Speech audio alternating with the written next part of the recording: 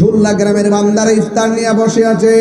আল্লাহ ডাক দিয়ে বলবে, ও ফেরেশতারা, এদের গলার অবস্থা কি? কয় গলার অবস্থা শুকায় রইছে। পেটের অবস্থা কি? কয় পেটের মধ্যে খাবারের জন্য চুচু করে। ও আল্লাহ কয়, ও ফেরেশতারা, এদের সামনে খাবার,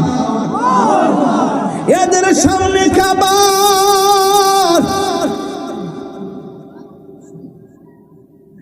এদের সামনে পানি, গলা শুকায় রইছে, খাই না কেন? ও আল্লাহ, তোমার ডরে খায় না।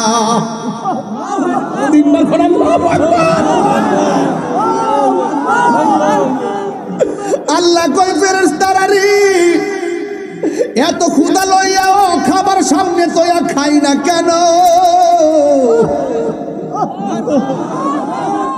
ফেরেশতারা কই, আল্লাহ, তোমার বান্দা তোমার ডরে খায় না।